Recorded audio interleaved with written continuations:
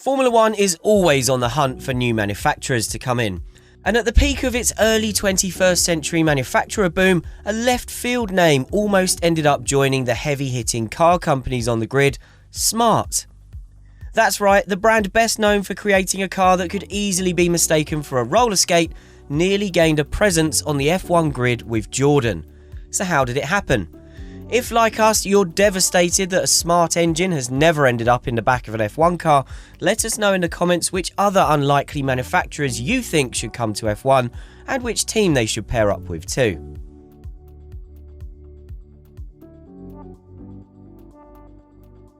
To understand how Jordan's Smart nearly became a thing in F1, we need to take a quick trip back through Jordan's engine history in the years prior. In 1998, when Jordan was running Mugen Honda engines, Honda inquired about potentially buying the team outright.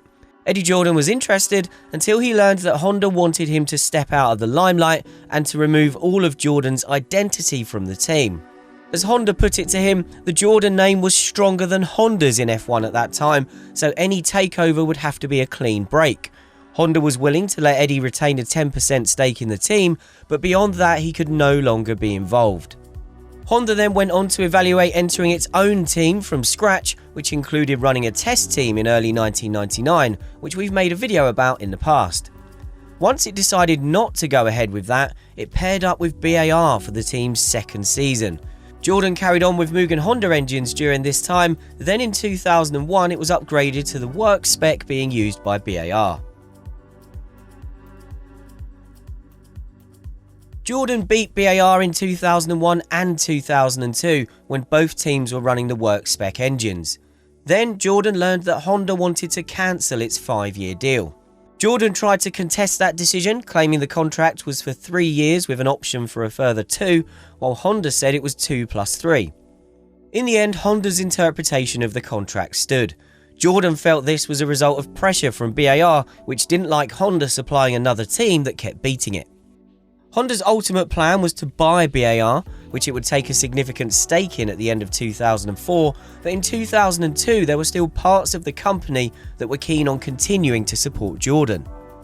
Jordan credits Honda with acting impeccably, even though he tried and failed to prevent the split through legal action.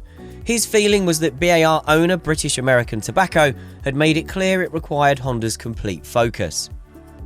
Honda gave Jordan a very generous severance package of $22 million, with the only stipulation being that Jordan had to put that money towards future engine deals.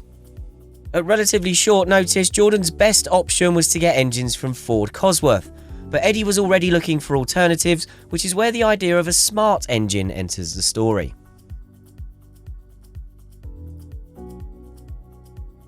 On the same weekend that McLaren and Kimi Raikkonen handed over the Brazilian Grand Prix Winners' Trophy to Jordan and Giancarlo Fisichella at Imola, Jordan met with Mercedes to discuss a potential customer engine supply for 2004. From here, the idea of bringing Smart into F1 developed. Mercedes owned the small car brand and was looking for ways to promote it. Pairing this quirky car company up with a team of Jordan's reputation made a lot of sense.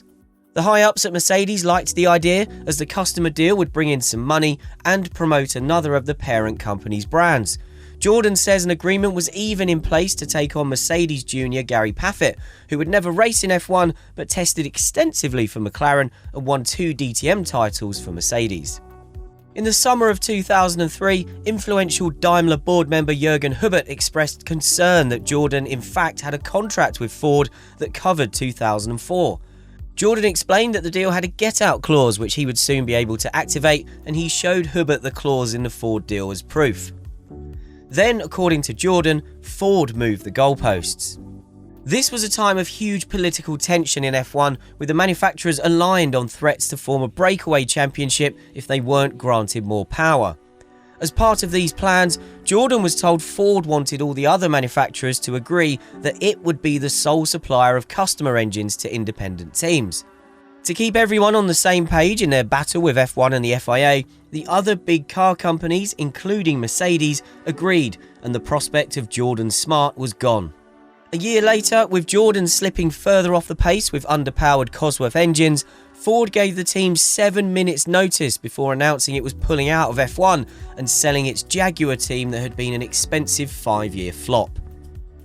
Jordan hastily set about landing a Toyota deal for 2005, but at the same time, Eddie realised his plucky team could no longer compete in the world of the manufacturer giants. At the end of 2004, with some help from Bernie Ecclestone, Jordan agreed to sell to Midland, and the deal became official in January 2005. Jordan's crazy 14-year F1 journey that took it to the brink of World Championship glory in 1999 with Heinz-Harald Frentzen was over. Could things have turned out differently if the team had landed those smart badged Mercedes engines in 2004? Let us know in the comments what you think Jordan could have achieved with Mercedes power and any other unlikely car companies you'd like to see paired up with an F1 team today. And to keep up with all of our F1 videos here at The Race, make sure you're subscribed to our channel.